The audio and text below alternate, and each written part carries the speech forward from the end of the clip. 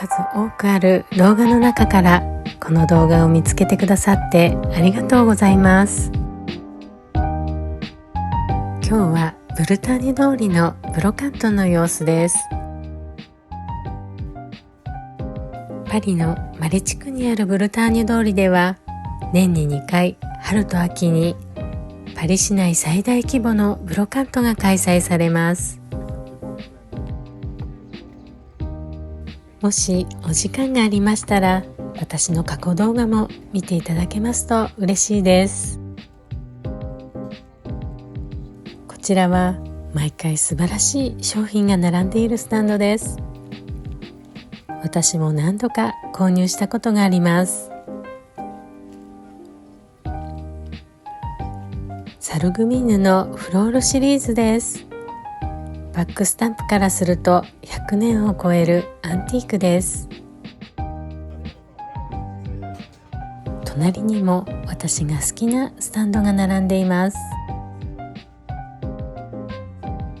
ブルターニュ通りのブロカントは毎回だいたい同じ場所にスタンドを出される方が多いので、気に入ったスタンドの場所は覚えておくと良いかもしれません。私は毎回真っ先に先ほどのスタンドとこちらのスタンドに来ます。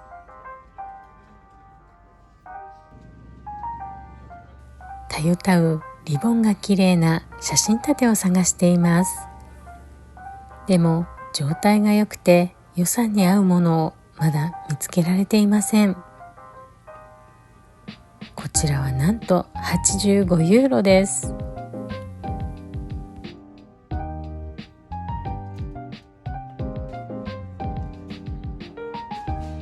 クレール・フォンテーヌのイリスシリーズ。イリスとはあやめという意味です。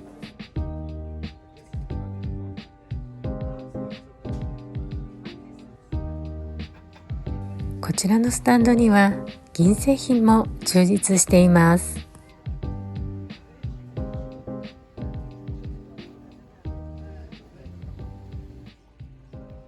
立体感のあるバルボティーヌです。色が綺麗だなと思いました。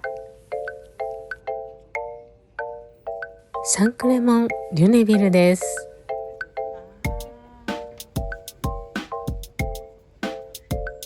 こちらのスタンドはとても人気があり、毎回日本のお友達や日本からいらした方にお会いできます。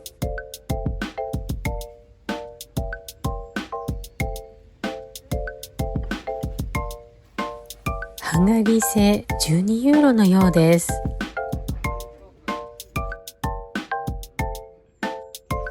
春夏秋冬、季節の装飾のようです。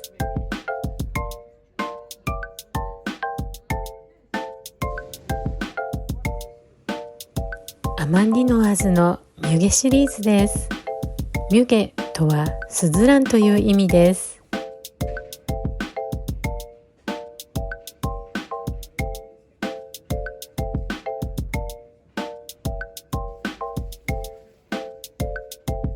ゴージャスなお酒のボトルを見つけました。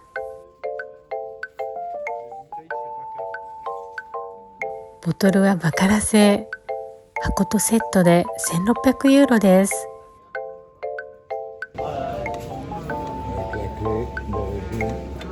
鍵がついていて、蓋を閉めるとこんな感じです。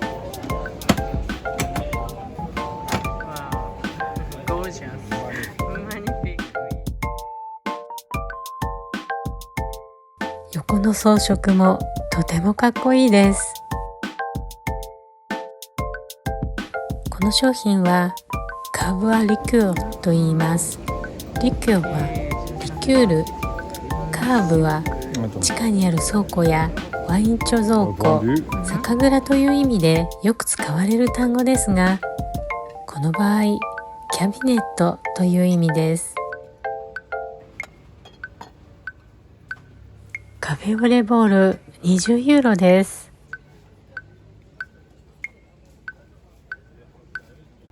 黒色や白い帽子掛けはよく見かけますが、ピンク色も可愛らしいなと思いました。このはかりがすごくかっこいいなと思いました。こちらはシャトゥの飲みの市で毎回撮影させていただいているマダムのスタンドです。ルーアの飲みの市でも出品なさっています。毎回すべてを買い占めてしまいたくなるようなディスプレイです。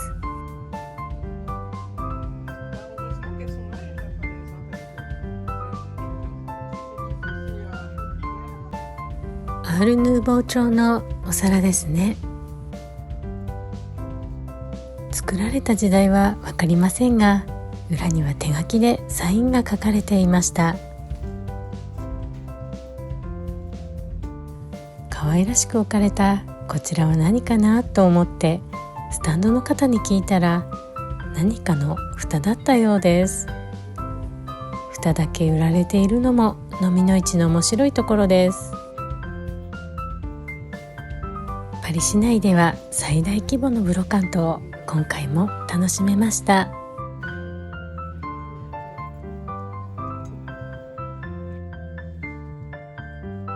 ここからはバンブの飲みの市の様子です。サルグミーヌのルーベシリーズ。ルーベとはフランス北部の都市の名前です。手書きの絵が描かれた砂時計、綺麗だなと思いました。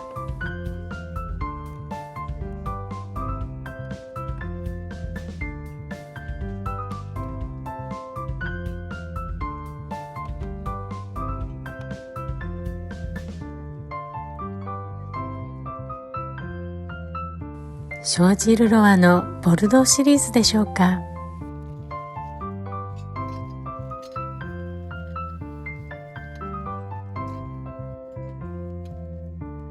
アマンディノワーズのミュゲシリーズはよく見かけるのですが、こちらは初めて見ました。ロンシャンのミュゲシリーズです。こちらも素敵な絵柄だなと思いました。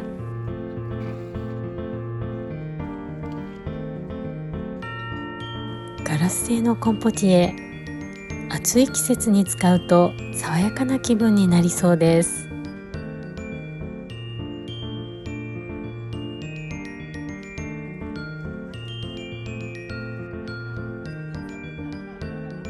このソーサーの上に乗っているのはカエルです。飲み物用に使うときはちょっと微妙な気分ですが、飾ったら可愛いかなと思いました。でもフランスにはカエル専門店があるほどカエルを好んで食べる文化があるので、カップ&ソーサーにカエルがいても気にならないのかもしれませんね。こちらはパスカルさんのスタンドです。最新の在庫についてはインスタグラムをご覧になってください。サルグミンヌ、お皿の状態にもよりますが1枚30ユーロです。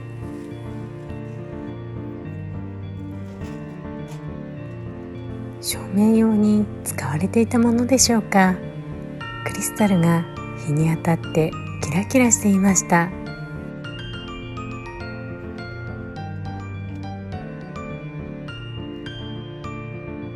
16区のフリーマーケットを少しだけ撮影しました。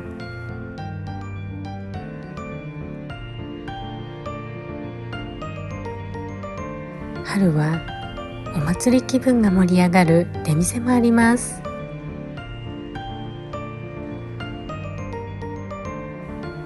橋を渡って違うフリーマーケットに移動です。暖かい季節の飲みの市散策は購入品がなくても心地が良くて好きです。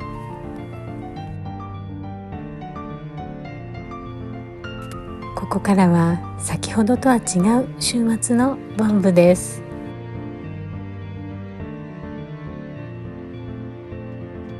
シャンボール城で2つもムタルディエールを購入したばかりですが、ついつい手に取ってしまうアイテムです。かっこいい食材を見つけました。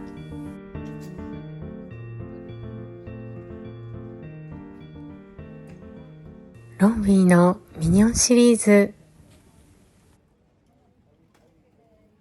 鳥の置物を見ていたら鳥のさえずりが聞こえてきました。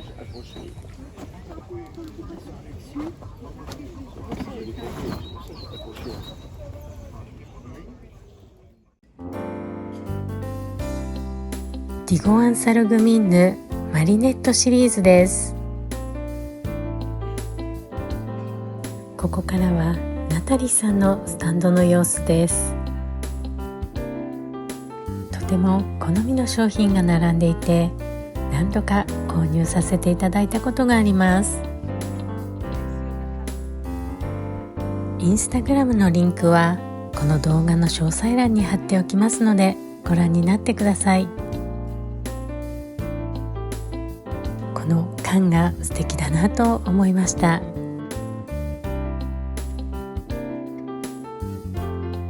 私が大好きなシリーズのお皿がありました。その昔あったブティックのバックスタンプでしたが、おそらくこちらはショワジールロワかと思われます。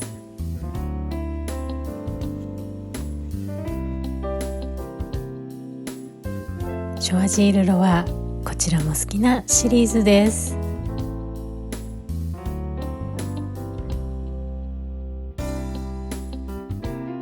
サルグミーヌのフォンタンジュシリーズ、少し高さのあるケーキスタンドになっています。スタンドのマダムがとても可愛らしい名前の商品の説明をしてくださいました。During a cocktail, okay? And when you finish the champagne, you put the glass like this. Okay? Mignon. And the name is Pomponette. Pomponette. Pomponette. Merci beaucoup. Okay. Merci.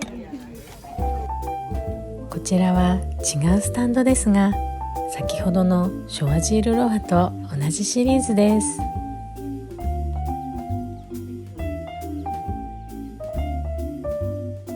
フランスでは6月7日まで全仏オープンローランギャロスが開催されています。メトロがローランギャロス仕様になっていました。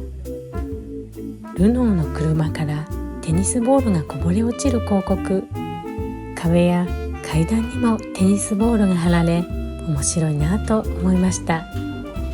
フランス人はユーモアのある広告作成が上手で、時々感心することがあります。購入品のご紹介です。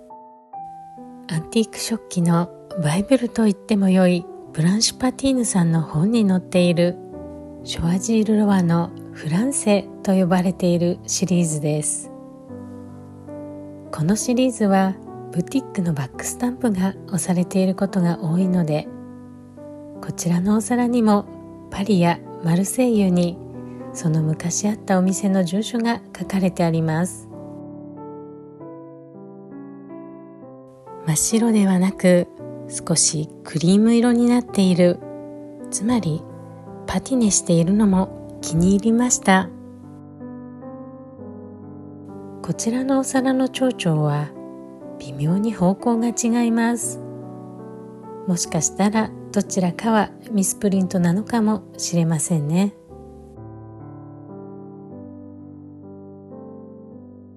ショワジールロワ、1804年創業。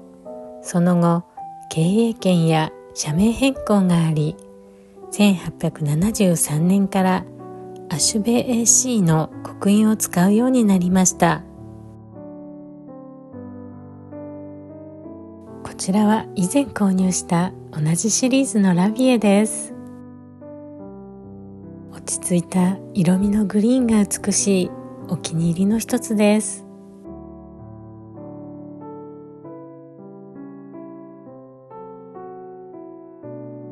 ブルターニュ通りのブロカントではアマンディノワーズのミュゲシリーズを1枚購入しました。このシリーズはバックスタンプも可愛いのですが、残念ながらこのお皿にはバックスタンプがありませんでした。最後までご視聴いただきましてありがとうございました。フランスでは学校もだんだんと夏休みモードに入っていくので、今後の配信は不定期になるかと思います。通知ボタンをオンにしていただけますと、新着動画のお知らせが届くので、どうぞよろしくお願いいたします。